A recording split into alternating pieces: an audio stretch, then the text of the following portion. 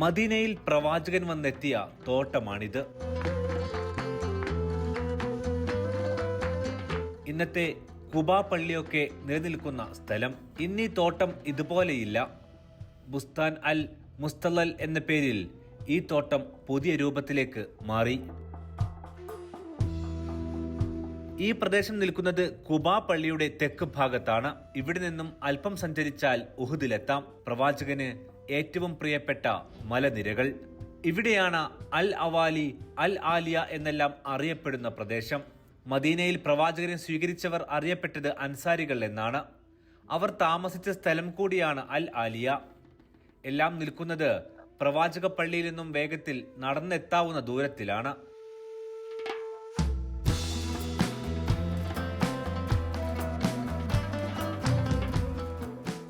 പ്രവാചക കാലത്ത് ഖുബ ഉൾപ്പെടുന്ന പ്രദേശം ഒറ്റപ്പെട്ട ഗ്രാമമായിരുന്നു. പ്രവാചകൻ ഇവിടേക്ക് നടന്നെത്തുന്നതും ശനിയാഴ്ചകളിൽ ഖുബായിലെ പള്ളിയിലെത്തുന്നതുമെല്ലാം ചരിത്രത്തിൽ കാണാം. പക്ഷേ റസൂലിന്റെ വിടവാങ്ങലിന് ശേഷം ഖലീഫമാരുടെ കാലത്ത് ഖുബ പതിയെ മസ്ജിദുൻ നബവി അഥവാ പ്രവാചക പള്ളിയോട് ചേർന്ന ഇടം പോലെയായി മാറി. ഇതുപോലെ ഒറ്റപ്പെട്ടു നിന്ന മറ്റൊരു സ്ഥലമായിരുന്നു ആലിയ. ഇന്നത് നഗരത്തിന്റെ ഭാഗമാണ്. എങ്കിലും ആ പ്രദേശം ഇന്നും അജ്വ ഈന്തപ്പഴത്തിന് പേരു കേട്ടതു തന്നെ.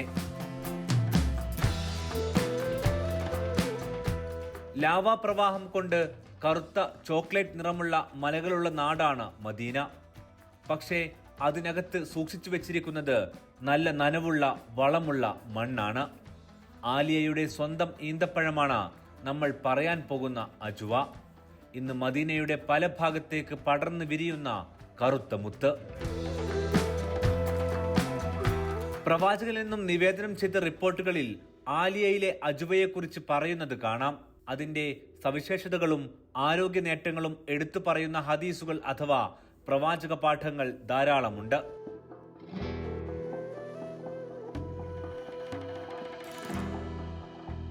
മദീനയുടെ സ്വന്തമാണ് അജ്വ.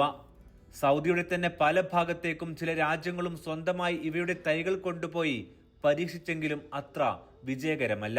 മദീനയുടെ മണ്ണും വെള്ളവും കാലാവസ്ഥയും തന്നെയാണ് അതിന് കാരണം. അജ്വയുടെ കൃഷിരീതിയും പരിചരണവും വിളവെടുപ്പുമാണ് ഇനി പറയുന്നത്. മദീനയിൽ പ്രവാചകനരികിലേക്ക് ഒരിക്കൽ ഒരു സംഘം കർഷകരെത്തുന്നു. അവരൊരു സങ്കടം പറയാനാണ് പ്രവാചകന്റെ അരികിലേക്കെത്തുന്നത്. അവരുടെ ഈന്തപ്പഴത്തിന് വേണ്ട വിധം വിപണിയിൽ ഡിമാൻഡില്ല എന്നതായിരുന്നു ആ സങ്കടം. അന്ന് പ്രവാചകൻ അവരോട് മടങ്ങാൻ പറഞ്ഞു. പിന്നീട് നമ്മൾ കാണുന്നത് ലോകത്തിലെ ഏറ്റവും പ്രസിദ്ധമായ ഒരു ഈന്തപ്പഴ ഇനമായി അജ്വ എന്ന മദീനയുടെ പ്രിയപ്പെട്ട കറുത്തമുത്ത് മാറുന്നതാണ്. അജ്വയുടെ കൃഷിയും അതിൻ്റെ രീതികളും വിളവെടുപ്പുമാണ് ഇന്ന് പറയുന്ന കഥ. തോട്ടത്തിലെ പണിക്കാരെല്ലാം പാകിസ്ഥാനികളാണ്. വെയിൽ കൊണ്ടും ചൂടേറ്റും ശീലിച്ചവരാണിവർ. തോട്ടത്തിൽ ചെറിയ ഫാം ഹൗസുകളും ഉണ്ടാകും.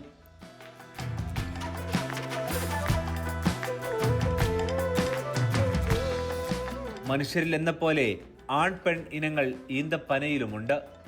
കൂട്ടത്തിൽ കരുത്ത് ആൺപനക്കായിരിക്കും. നല്ല വണ്ണവും ഉണ്ടാകും. പക്ഷേ മനുഷ്യരിൽ എന്ന പോലെ 10 മാസം നീളുന്ന കാത്തിരിപ്പിനൊടുവിലാണ് ഈന്തപ്പഴങ്ങൾ വിരിയുക. ഈന്തപ്പഴത്തിൽ ആൺ പെൺമരമുണ്ട്. അതിന് ആണിൻ്റെ പൂമ്പൊടിയാണ് ഇത് തരുന്നത്. നമ്മുടെ നാട്ടിലെ തേങ്ങ കൊല പോലെ തന്നെയാണ് വരുന്നത്. പക്ഷെ അതിനൊരു ഒരു പൊടിയുണ്ട്. ആ പൊടി എടുത്തിട്ട് നമ്മൾ പെൺമരത്തിൽ വെച്ച് കൊടുക്കണം. ഇത് പെട്ടെന്ന് തന്നെ നമുക്ക് കണ്ടാൽ മനസ്സിലാവും. മറ്റുള്ള മരമായിട്ട് ഇതിന് ഭയങ്കര കരുത്തുമായിരിക്കും. നമ്മുടെ നാട്ടിലെ പൂവൻ കോഴിയും പിടക്കോഴിയും പോലെ തന്നെ നല്ല കരുത്തുള്ള ഒരു മരമാണ് ആൺമരം. കരുത്ത് ആണിനാണെങ്കിലും പെണ്ണാണ് വിരിയേണ്ട ഈന്തപ്പഴം സംബന്ധിച്ച് തീരുമാനമെടുക്കുക. അതായത് ഈന്തപ്പഴം വിരിയാൻ പരാഗണം വേണം. അതിനായി കൊണ്ടുവരുന്ന പൂമ്പൊടി ആണിൻ്റേതാണെങ്കിലും പെൺപന ഏതാണോ അതാണ് ഈന്തപ്പനയിലെ ഇനമായി കായായി മാറുക. ആ പന ഉണ്ടോ, ആൺപന, അത് ചിലപ്പോൾ അജ്വ അല്ലെങ്കിൽ സഫാവി ആയിരിക്കാം. പക്ഷേ അത് ഏതിൽ വെച്ച് കഴിഞ്ഞാലും ഇപ്പോൾ അജ്വയിൽ വെച്ച് കഴിഞ്ഞാൽ അത് അജ്വയാവുള്ളൂ. അതായത് പന സഫാവി എന്ന് പറയുന്നൊരു പന അജ്വയിൽ വെച്ചിട്ട് സഫാവി ആവില്ല, അത് അജ്വയാവുള്ളൂ. അതേമാതിരി ആ സാധനം അതിൻ്റെ പൂവ് ഏത് പെൺപനയിലാണോ കൊണ്ടുവച്ച് ആ പെൺപന ഏതാണോ അത് അതിലുണ്ടാവുള്ളൂ. അതാണ് അതിൻ്റെ ഒരു പ്രത്യേകത. അജ്വക്ക് മറ്റു ഈന്തപ്പനകളിൽ നിന്നും വ്യത്യാസമുണ്ട്. അവയുടെ തടിയിലും ഇലയിലുമെല്ലാം. ഇത് അജ്വൻ്റെ ഒരു പ്രത്യേകത, ഈ പട്ട കണ്ടോ, ഇതിങ്ങനെ കൂടി നിൽക്കും. മറ്റുള്ള പഴങ്ങളുടെ ഇത് ഇങ്ങനെ വിടർന്നിട്ട് നിൽക്കും, ഇതിനേക്കായി കുറച്ച് വലിപ്പം ഉണ്ടാവും. അതാണ് അജുവൻ്റെ ഒരു പനക്കുള്ളൊരു പ്രത്യേകത. മരുഭൂമിയിൽ എവിടെയും സുലഭമായി വളരുന്ന ഒന്നാണെങ്കിലും ഈന്തപ്പഴം നന്നായി ഉണ്ടാകണമെങ്കിൽ നല്ല വെള്ളം ലഭിക്കണം. വെള്ളം എത്ര അളവിൽ ലഭിക്കുന്നോ അതിനനുസരിച്ചാണ് വിളവെന്ന് ചുരുക്കം.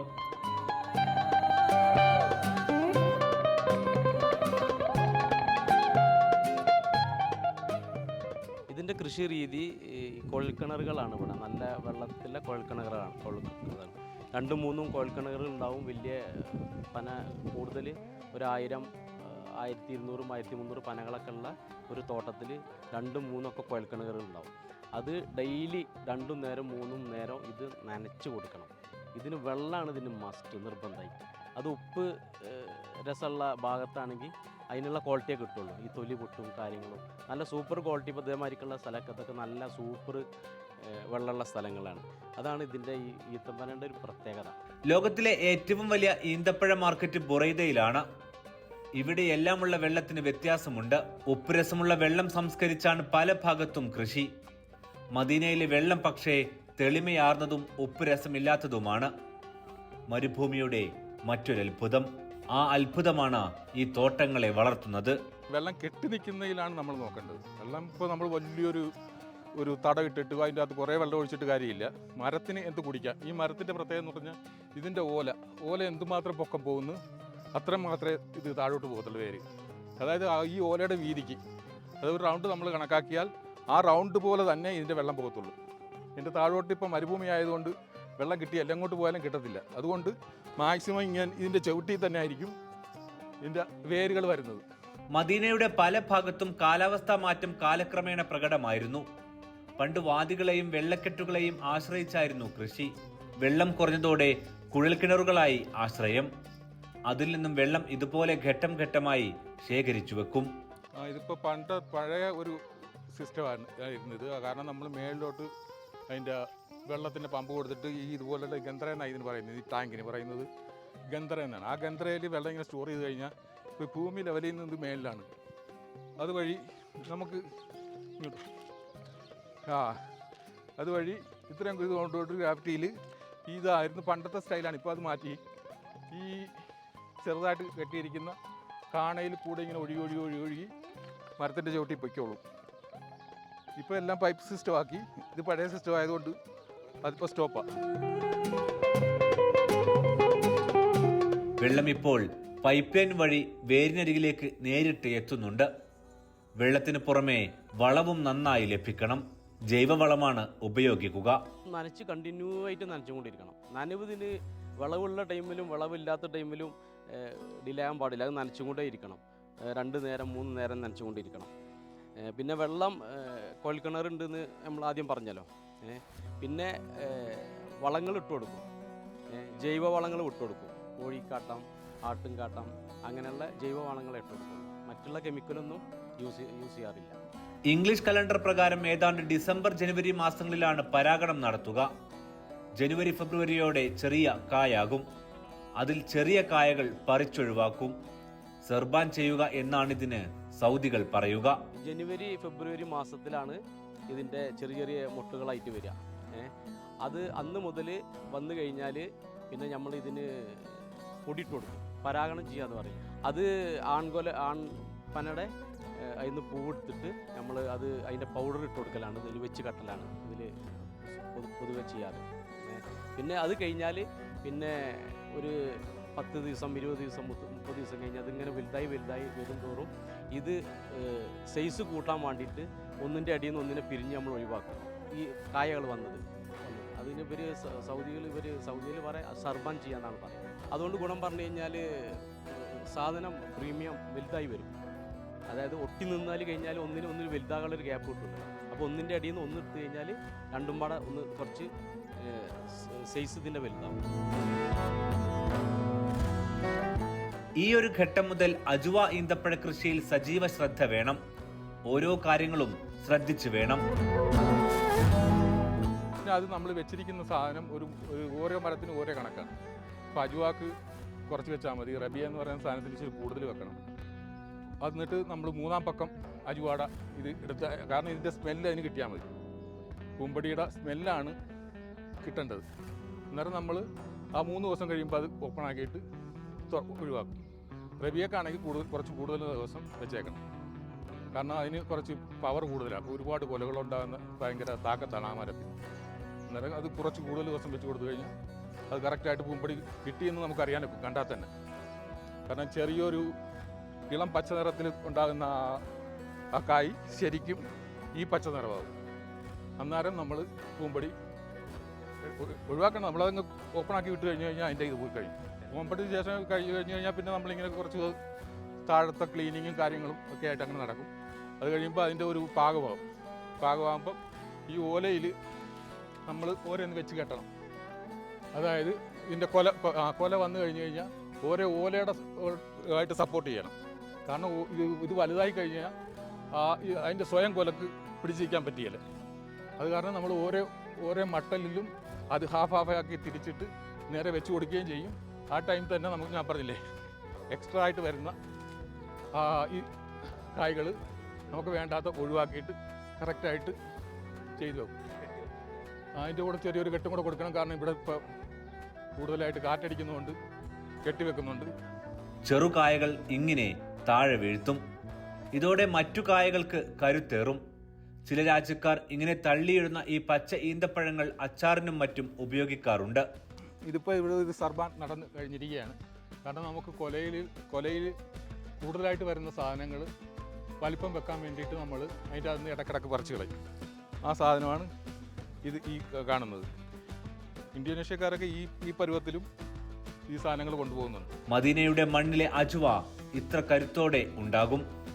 അതിനാൽ തന്നെ ഈ പ്രദേശങ്ങളിൽ നിന്നുള്ളവർക്ക് പ്രീമിയം നിരക്കിലാണ് വിദേശത്തെല്ലാം വില. മദീനയാണ് അജുവ ഉള്ള സ്ഥലം. മദീനയിലെ മണ്ണിലാണ് അജുവ അതിൻ്റെ ഒറിജിനൽ അത് ഉണ്ടാവുക. അത് ഇതിൻ്റെ ചരിത്രം പറയുമ്പോൾ റസൂലുള്ളാഹിൻ്റെ കാലത്ത് ഗുബ്ബ, ഹവാലി, അജുവ എന്ന് പറഞ്ഞു കഴിഞ്ഞാൽ അതിനൊരു പ്രത്യേകതയാണ്. അത് ഇപ്പോഴും അവിടെ അങ്ങനെ തന്നെയാണ്, ഇവിടെ അങ്ങനെ തന്നെയാണ്. മാർക്കറ്റിലൊക്കെ ഭയങ്കര പ്രൈസാണ് അജുവക്ക്.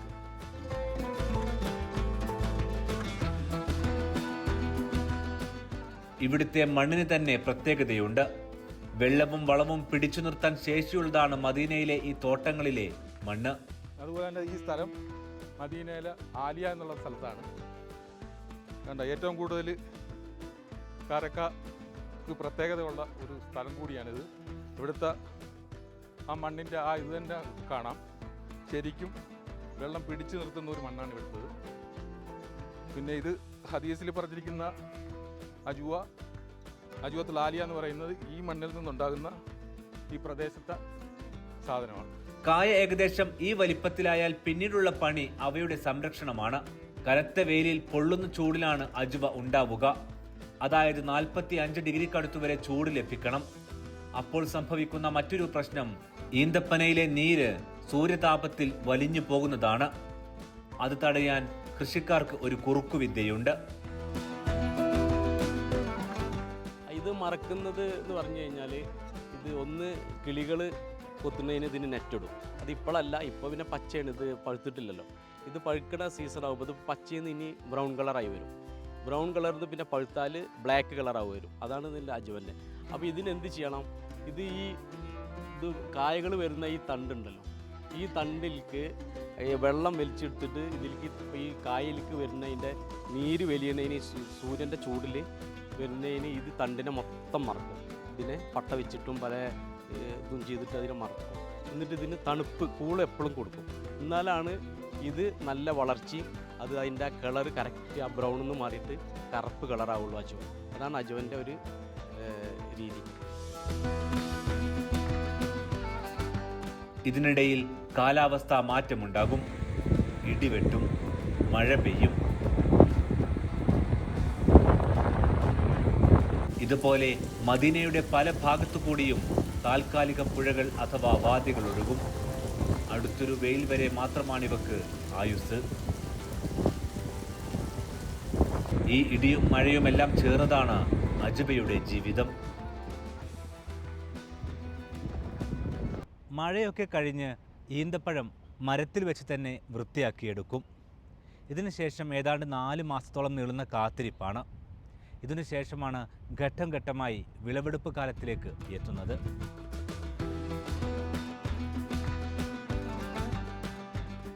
മഴ പെയ്യുന്നതോടെ തോട്ടത്തിൽ പുല്ലു നിറയും. തോട്ടം വൃത്തിയാക്കാൻ ജീവനക്കാരുണ്ട്. അവർ പുല്ലെല്ലാം പറിച്ചു നീക്കും. പുല്ലിങ്ങനെ വളർന്നു വന്നു കഴിഞ്ഞാൽ പിന്നെ ഇതിനോട്ട് നമ്മുടെ കീടങ്ങളൊക്കെ മേലോട്ട് കയറി പോകാൻ സാധ്യതയുണ്ട് ഈ പുല്ലിൽ നിന്നുകൊണ്ട്. അന്നേരം നമ്മൾ അതിൻ്റെ കംപ്ലീറ്റ് അതിൻ്റെ തടങ്ങളും എല്ലാം ക്ലീൻ ആക്കും. അപ്പോൾ ആ ചെറിയ മരത്തിൽ നമുക്ക് നോക്കിയാൽ കാണാം, ആ പുല്ല് വളർന്നു കഴിഞ്ഞാൽ ആ കൊലയായിട്ട് മുട്ടും. അത് മുട്ടാതിരിക്കാൻ വേണ്ടിയിട്ട് നമ്മൾ ഒരു വർഷത്തിൽ ഒരു 4 പ്രാവശ്യമെങ്കിലും ഇങ്ങനെ ക്ലീനാക്കി ചെയ്തുകൊണ്ടിരിക്കണം. കാരണം കൂടുതൽ വെള്ളമുള്ള സ്ഥലമായതുകൊണ്ട് എപ്പോഴും പുല്ല് വളർന്നുകൊണ്ടിരിക്കാൻ സാധ്യതയുണ്ട്. പിന്നെ മഴയ്ക്ക് മുമ്പും ശേഷമായൊക്കെ എത്തിയ പൊടിക്കാറ്റോടെ ഈന്തപ്പഴത്തിൽ പറ്റിയ പൊടിയെല്ലാം വൃത്തിയാക്കലാണ്.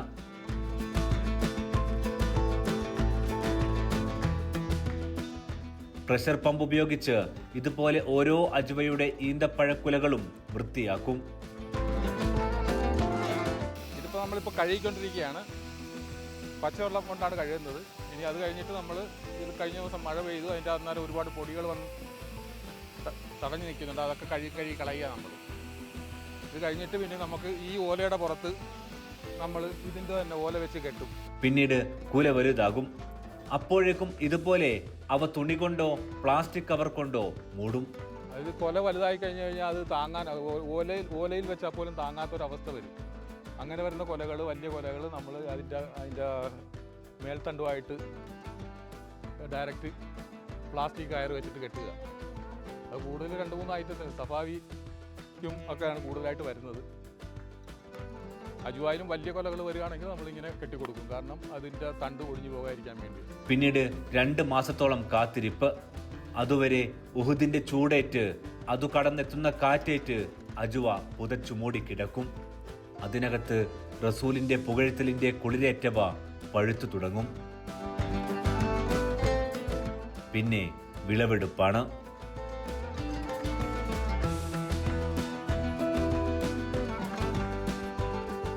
ഒരു 2 മാസം കൊണ്ട് ഇത് മൊത്തം അതിൻ്റെ വിളവെടുപ്പ് കഴിഞ്ഞ് ഒക്കെ തരംതിരിക്കൽ കഴിയും ഇതിൻ്റെ അജുവൻ്റെ. ഇപ്പോൾ ഈ വെട്ടുന്ന ടൈമുണ്ടല്ലോ, ഈ വെട്ടുന്ന ടൈമിൽ നമ്മൾ ഇതിന് വെള്ളം നിർത്തി വെക്കും. എന്നാലാണ് ഇത് ഡ്രൈ ആവുള്ളൂ. പിന്നെ ചൂട് കൂടുന്നതനുസരിച്ചിട്ട് അത്രയും ഇത് പഴുക്കുന്ന ടൈമിൽ ചൂട് കൂടുന്നത് അത്രയും നല്ലതാണ്.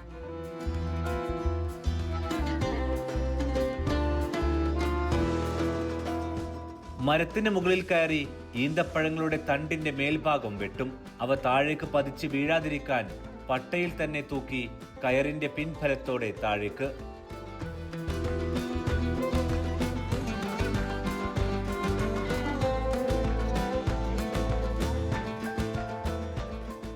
ഇവ അങ്ങനെ താഴെ തന്നെ സൂക്ഷിക്കും. ഒരു മരത്തിൽ ഏതാണ്ട് 80 കിലോയോളം ഈന്തപ്പഴമുണ്ടാകും.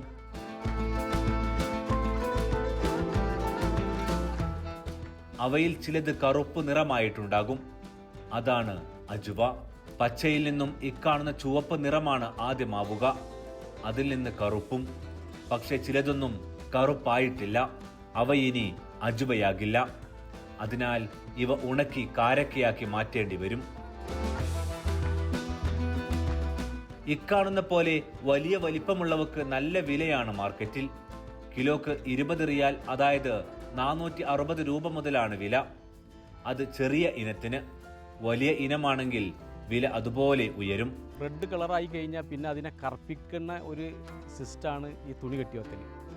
ചോത്ത് കഴിഞ്ഞാൽ പിന്നെ വെയിൽ കൂടുതൽ സൂര്യപ്രകാശത്തിൽ അടിക്കാൻ പാടില്ല. അടുത്ത് കഴിഞ്ഞാൽ ചോത്ത് കൊണ്ടേ നിൽക്കും. ഇത് നമ്മൾ മൂടി കഴിഞ്ഞാലാണ് ഇത് കറുത്ത കളറായി വരുള്ളൂ, അജുവൻ്റെ കളറായി വരുള്ളൂ. പാകിസ്ഥാനികളാണ് ഈ രംഗത്തുള്ള ജോലിയിൽ കൂടുതലും. തോട്ടത്തിൽ നിന്നും അവ നേരെ ഇതിനകത്തുള്ള സംഭരണ കേന്ദ്രത്തിന് അരികിലേക്ക് കൊണ്ടുപോകും. ഉന്തുവണ്ടിയിൽ ചെറുകെട്ടുകളായാണ് അവ കൊണ്ടുപോകുക. സാധാരണ ഇതിലും കൂടുതലുണ്ടാകും. പക്ഷേ ഷൂട്ടിനായി അവർ നേരത്തെ ചെയ്യുന്ന എല്ലാ പ്രോസസ്സും നമുക്കായി കാണിക്കുകയാണ്. ഇങ്ങനെ തണലിലെത്തിച്ച ഈന്തപ്പഴം അവർ 4 ഭാഗമാക്കും. 1 പഴുക്കാത്തവ. അവ തൊട്ടടുത്ത ഷെഡിൽ ഇതുപോലെ ഉണക്കാനായി തൂക്കിയിടും. രണ്ടാമത്തേത് ചെറിയ വലിപ്പമുള്ളവ. മൂന്നാമത്തേത് മീഡിയം സൈസ്. നാലാമത്തേത് പ്രീമിയം സൈസ് അഥവാ ഏറ്റവും വില കൂടിയ ഇനം. ഇങ്ങനെയെല്ലാം അവയെ വേർതിരിച്ചെടുക്കും. വേർതിരിക്കുക എന്ന് പറഞ്ഞു കഴിഞ്ഞാൽ ഇതിൽ ഇപ്പോൾ ഈ ഇതിൻ്റെ കൊലയിൽ പല ഐറ്റംസ് ഉണ്ട്. അതായത് പ്രീമിയം സൈസ് ഉണ്ടാവും, മീഡിയം സൈസ് ഉണ്ടാവും, മീഡിയം പ്ലസ് ഉണ്ടാവും, സ്മോൾ ഉണ്ടാവും, ലാർജ് നമ്മൾ പറയില്ലേ, അങ്ങനെ സൈസുകളുണ്ടാവും. അത് നമ്മൾ ഈ കാർട്ടൂണിൽ ഇങ്ങനെ തരംതിരിക്കണം. ഇത് സ്മോളാണ്, ഇത് കുറച്ച് അതിൻ്റെ മീഡിയം സൈസാണ്. വിളവെടുക്കുന്നവയിൽ പൊടി ഉണ്ടാകും. ഇവ ബ്രഷ് മെഷീനിലിട്ടാണ് പിന്നീട് എത്തിക്കുന്നത്. കെമിക്കലൊന്നും ഉപയോഗിക്കാതെ ഇങ്ങനെ അജുവ നേരിട്ട് വിപണിയിലേക്ക് പോകുന്നു. ഇത് പൊടിപടങ്ങൾ എന്ന് പറഞ്ഞു കഴിഞ്ഞാൽ അതാ അപ്പം ഇങ്ങനെ ഇത് ഉണ്ടല്ലോ, നമ്മളിനി അതിലോട്ട് അരുതി കഴിഞ്ഞാൽ കളറ് ഷെയ്ഡിങ് ഒക്കെ ഇങ്ങനെ ബ്ലാക്ക് കളറായിട്ട് ഇങ്ങനെ വരും. അപ്പോൾ ഇതൊക്കെ വിഷയിലിട്ടിട്ട് ക്ലീൻ ചെയ്ത് ബ്രഷ് ക്ലീൻ ചെയ്ത് കഴിഞ്ഞാൽ അത് ഒന്നും കൂടി നിറം വെക്കും, വൃത്തിയാവും. വേറെ പിന്നെ ഇതിനൊന്നും കെമിക്കലൊന്നും അടിക്കണമില്ല, അതുകൊണ്ട് വേറെ ടെൻഷനൊന്നുമില്ല. എപ്പോഴാണെങ്കിൽ എങ്ങനെ വേണമെങ്കിൽ എടുത്ത് കഴിക്കാം. പൊടിയും മണ്ണും പറ്റുന്നതാണ് ഈന്തപ്പഴങ്ങൾ. അതിനാൽ കഴുകി തന്നെ ഉപയോഗിക്കുന്നതാണ് ഉത്തമം. ഒരു അജുവ ഈന്തപ്പഴം ശരാശരി 40 മുതൽ 60 വർഷം വരെയൊക്കെ നിലനിൽക്കും. ശരാശരി ഒരു മനുഷ്യായുസ്സോളം. ये जो ट्री है ना, ये तकरीबन 45 जो है ना एज इसकी है।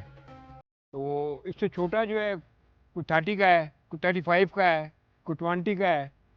तो ये लॉन्ग लाइफ होता है, तकरीबन 100 साल, 150 साल, 200 साल तक भी ये चलता है इसका, अगर इसको पानी मिलता रहे तो।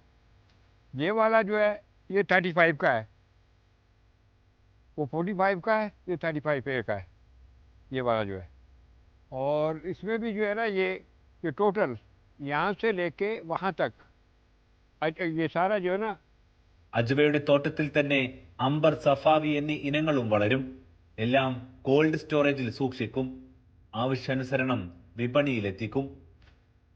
ഇത് സഫാവി അജുവിൻ്റെ അതേപോലെ തന്നെ. അജുവ കഴിഞ്ഞാൽ പിന്നെ ഒരു മാർക്കറ്റിലുള്ള സാധനം തന്നെയാണ് സഫാവി. അജുവിൻ്റെ അതേപോലെ തന്നെ സെയിം പ്രോസസ്സിങ് തന്നെയാണ്. ഇതിപ്പോൾ നമ്മൾ തരംതിരിക്കുകയാണ് ഇപ്പോൾ. ഇവിടെ നിന്നും മദീനയിലെ സൂക്കിലേക്കും ലോകത്തിലെ തന്നെ ഏറ്റവും വലിയ ഈന്തപ്പഴ ചന്തയായ ബുറൈദയിലേക്കും അജുവ എത്തും. ഇന്ത്യയുൾപ്പെടെ ഏഷ്യൻ രാജ്യങ്ങളിലും യൂറോപ്പിലും അമേരിക്കയിലുമെല്ലാം വൻ ഡിമാൻഡുള്ള ഇനം കൂടിയാണ് അജുവ. വിറ്റാമിനുകൾ, ധാതുക്കൾ, ആന്റി ഓക്സിഡന്റുകൾ എന്നിവയുൾപ്പെടെ പോഷക സമൃദ്ധം. ഹൃദയാരോഗ്യം, ദഹനം, രോഗപ്രതിരോധ ശേഷി എന്നിവ മെച്ചപ്പെടുത്താൻ സഹായിക്കുന്നതായി അജുവക്ക് കഴിയുമെന്ന് പഠനങ്ങൾ തെളിയിച്ചിട്ടുണ്ട്. ഇസ്ലാമിക പാഠങ്ങൾ പ്രകാരം ശരാശരി ആരോഗ്യമുള്ളവർ അജുവ ഈന്തപ്പഴം വെറും വയറ്റിൽ കഴിക്കുന്നത് രോഗങ്ങളിൽ നിന്നും സംരക്ഷണം നൽകുമെന്നാണ് പ്രവാചക പാഠം. അധികമല്ല അജുവയുടെ മധുരം. പ്രവാചകന്റെ ജീവിതം പോലെ എളിമയുണ്ടതിന്. മധുരത്തിലും നിറത്തിലും അതിരുകവിയാത്ത കറുത്ത മുത്ത്. കറുപ്പിൽ അഴക് നിറയുന്നത് മക്ക മദീനയിൽ പലയിടത്തും കാണാം. കറുത്ത പുടവയണിഞ്ഞ കാബ, അതിൽ കയറി ആദ്യമായി ബാങ്ക് വിളിച്ച കറുത്ത നിറമുള്ള ബിലാൽ, അതിൽ പുളകം കൊണ്ട കാബയിലെ കറുത്ത മുത്തായ ഹജറുൽ അസ്വദ്. അതുപോലെ കറുപ്പിന്റെ അമിതമാകാത്ത മധുരം കൊണ്ട് ലോകത്തിന്റെ ശ്രദ്ധയും വിലയും പ്രീതിയും ഏറ്റുവാങ്ങിയ ഇനം കൂടിയാണ് അജുവ. ഉഹുദിന്റെ സംരക്ഷണത്തിൽ കുബായുടെ വെളിപ്പാടകലെ റസൂൽ ഉറങ്ങുന്ന മദീനയുടെ മണ്ണ് നിശബ്ദമായി അതിനെ പുണർന്ന് വിളയിച്ചുകൊണ്ടേയിരിക്കുന്നു.